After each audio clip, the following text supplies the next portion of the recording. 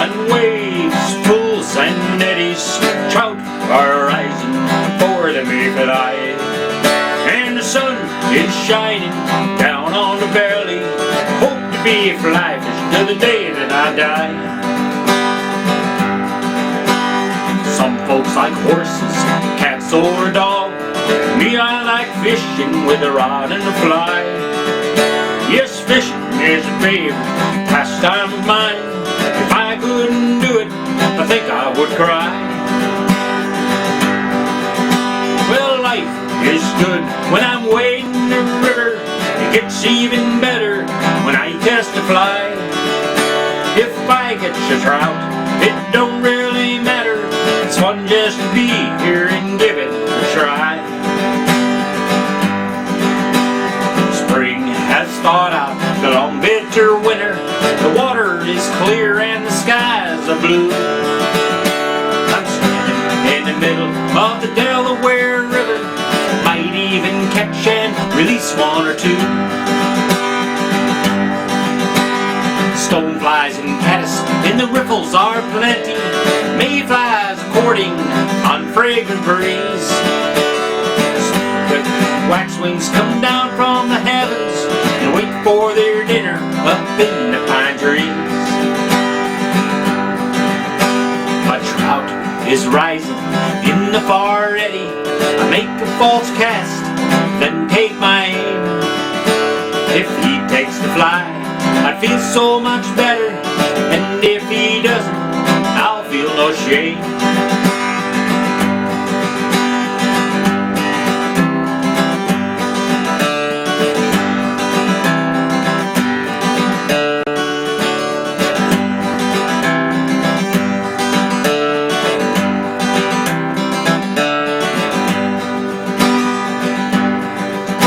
The water is cold and my waders leak. It's raining now on my favorite stream. I'll bear it all just to fish with a feather, so when I sleep I will have a sweet dream. And life is good when I'm wading the river. It gets even better when I cast a fly. If I catch a trout, I don't really matter. It's fun just to be here and give it a try. Ripples and waves, pools and eddies, trout are rising for the mayfly, and the sun is shining down on the valley. Hope to be fly fishing till the day that I die.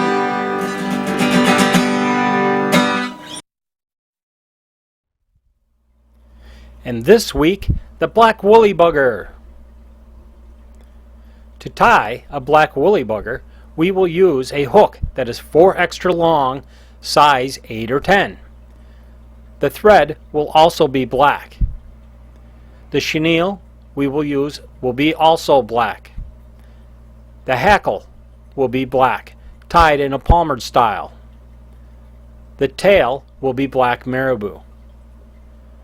You can tie the woolly bugger in various colors, and you always match the thread to the different colors.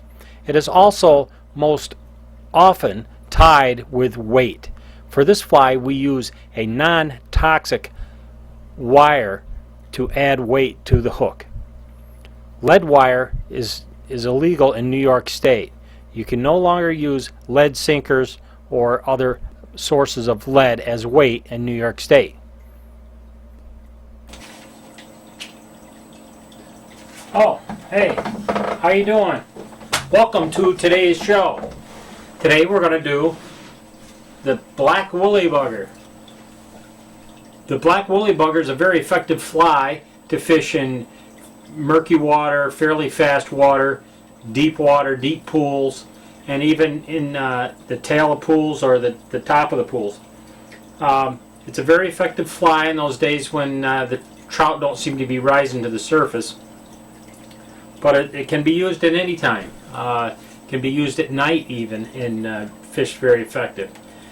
You can tie it in a bunch of different colors, and basically the sky's the limit as far as what color you want to tie it in.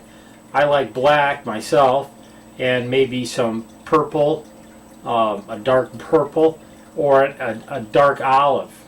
And you can tie these with a little cone head type thing on the front, or a big bead head. You can put a big bead on there, and that helps add weight. What I did with these today is I will add some non-toxic lead weight. Well, it's non-lead weight. It's a non-toxic wire that adds a little bit of weight to your fly. It's not as heavy as lead, but it's non-toxic, and that's the important key here. So let's get started. To tie the black woolly bugger, we're going to need some chenille. This is black chenille. It's kind of like pipe cleaner without the wire in it. And you've probably made projects with pipe cleaner. I'm going to use some black thread. I'm going to use a size 8 or 10 hook that has an extra long shank to it. I'm going to use some black marabou. This stuff is really fun. It's kind of fluffy and it gets all over the place. So we're going to use some black marabou on this.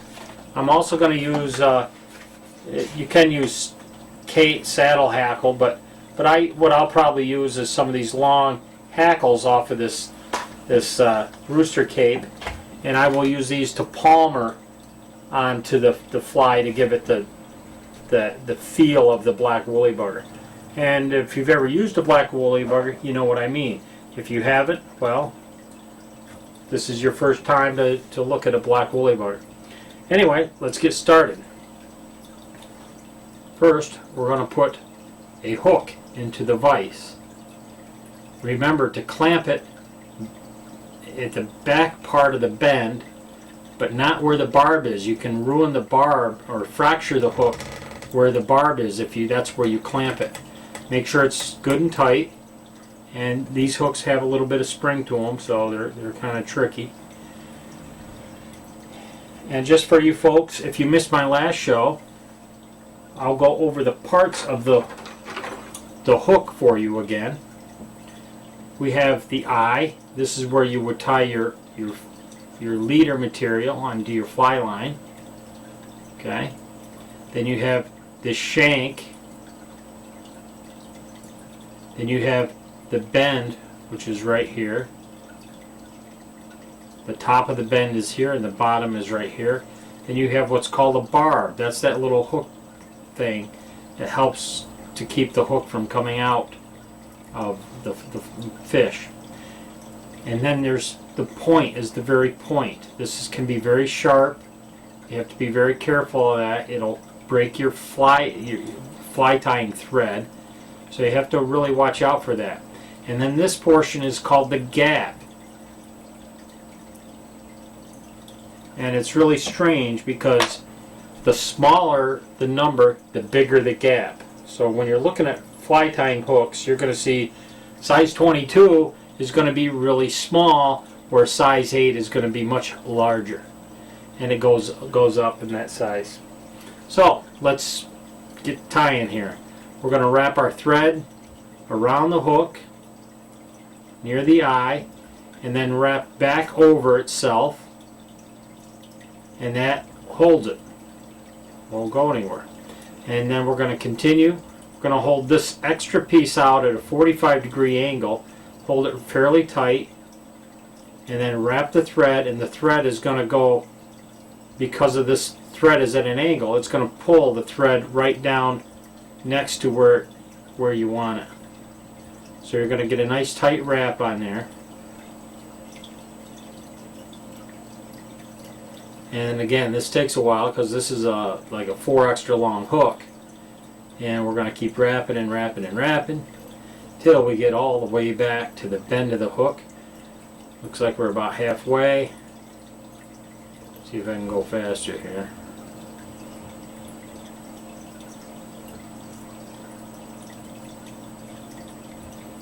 And whoa, it's not very tight in there, is it?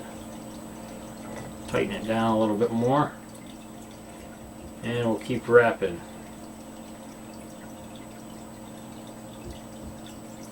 And we're almost to the bend.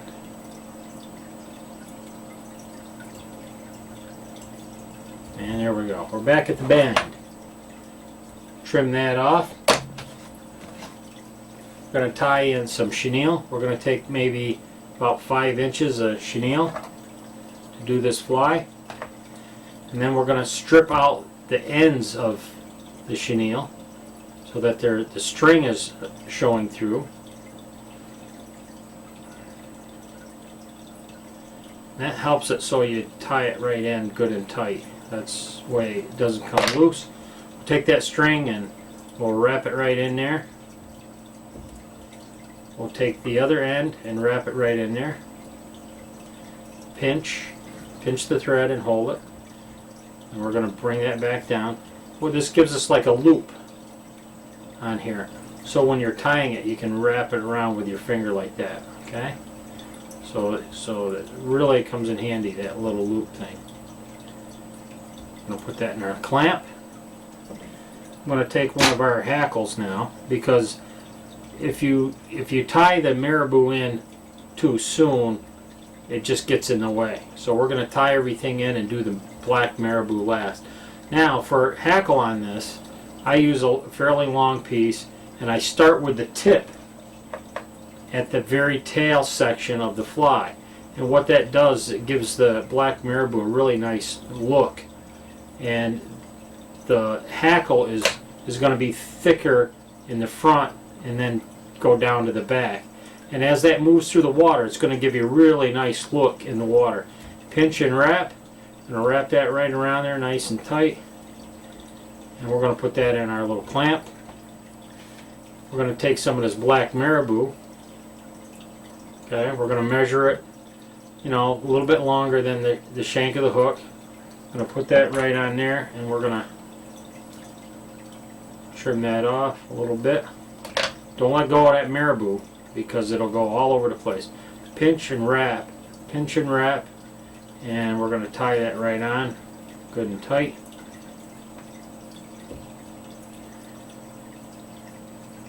And now I'm going to put a little bit of the non-toxic wire on. I'm just going to take a little piece of this and hold it down with my finger and then wrap it real tight. And this isn't as heavy as lead, so it's almost like you got to use a little more than you used to with lead. So we're going to spin that right on there, get a good bunch of it on there. I want this fly to be a fairly deep fly in a nice big pool, some heavy current, and we're going to wrap that around and wrap some thread around it, get it nice and tight so that it doesn't go anywhere.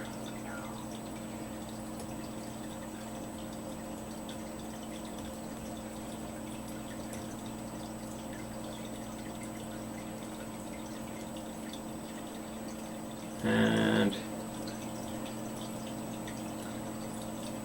get it right on there nice. And there we go. Now we're going to wrap the chenille forward, and you can hold right onto that and wrap it. Oops.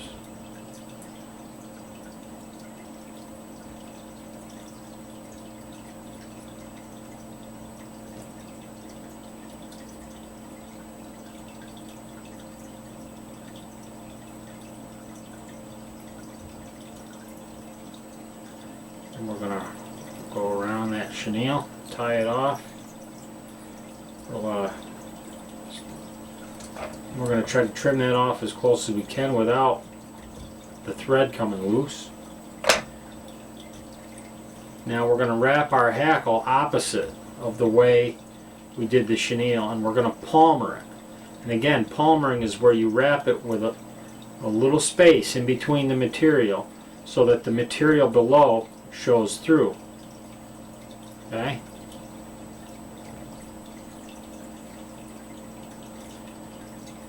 You see how that hackle makes a nice shape.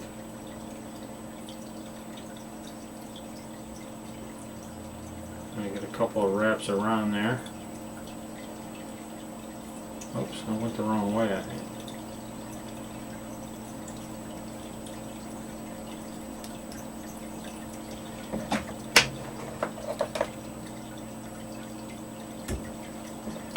There we go. Black woolly bugger. Now, what I'm going to do is I'm going to do a real quick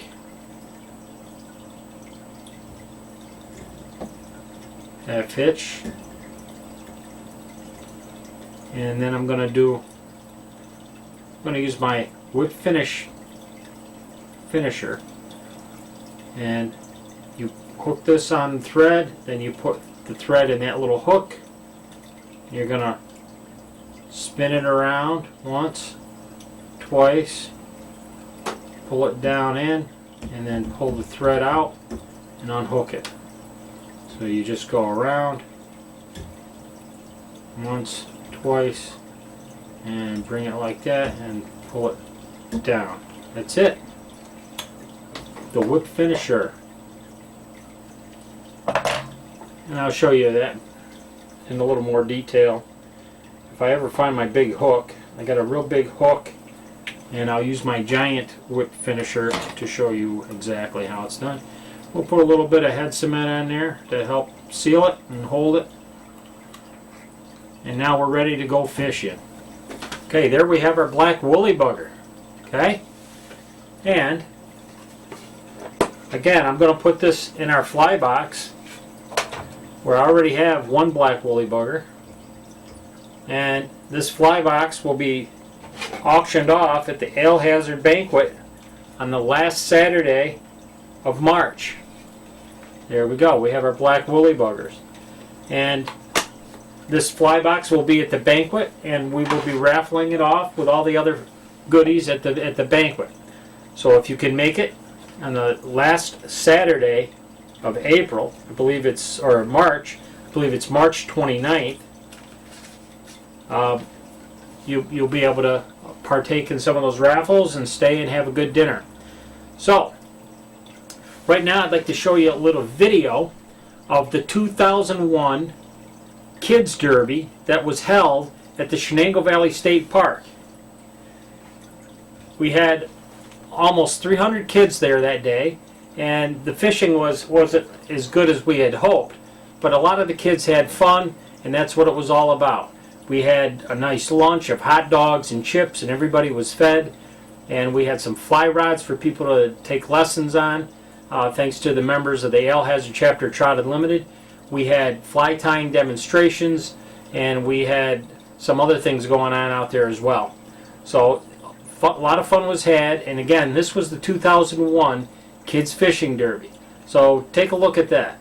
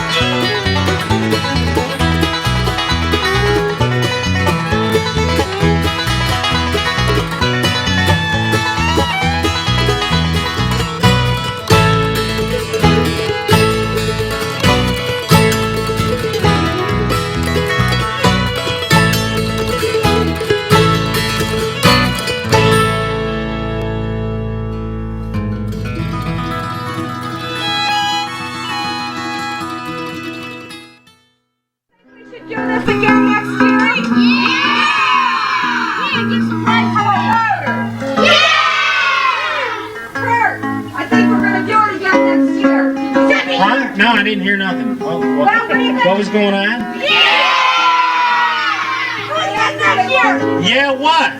Doing it next year! Okay. Doing it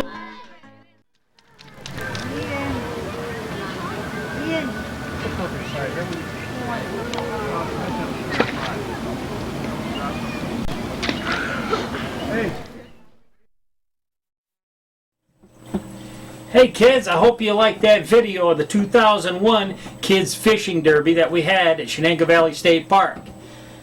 Next week I'll show you a video of the 2002 Kids Fishing Derby that was at Shenango Valley State Park.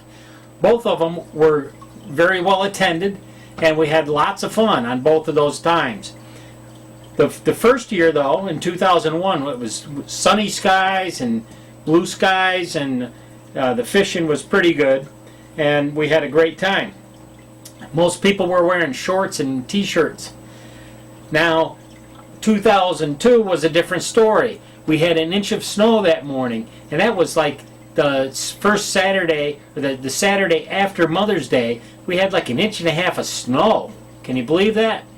Anyway, it kind of put a little damper on things. It was kind of rainy and cold out the whole day. But almost everybody caught their limit of trout that day. So the fishing was really good on the 2002 Kids Derby. We haven't made any plans yet for the 2003 Derby, so I'm not sure if it's going to happen yet or not. But if you contact the Shenango Valley State Park, maybe they will know. So anyway, oh, I forgot about something. What I'm going to do here is, like I've done in previous shows, is the first person to get through to me on the email by emailing avkurt@mac.com I will send them about this really nice fly tying kit. This is like a $22 value here, and this one's even better because it has all the materials needed. It has some black marabou, has some hackle, has some hooks, and has some chenille, and has some black thread. This is a kit right here to tie black woolly buggers. So if you really want to get into some fly tying tools, I have a real good set here, and I also have the materials to tie the black woolly bugger. You can tie, I think I have like a dozen hooks in here. So if you really want to tie this black woolly bugger, this is the kit to have. So email me at avkurt@mac.com, and the first person to get an email to me, and I'll know because it'll show up on my email in order of how I get it. So I will know who it is. So email me, and if you're the first person, I'll send you out that kit. As always, I like to leave you folks with a song, and I hope to record here a little better version of my riffles and waves. And we'll see you next week.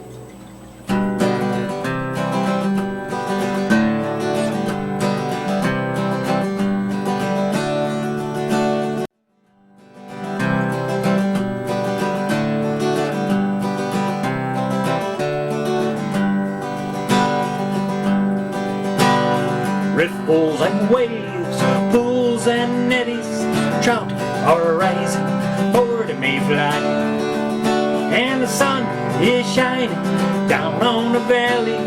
Hope to be fly fishing till the day that I die.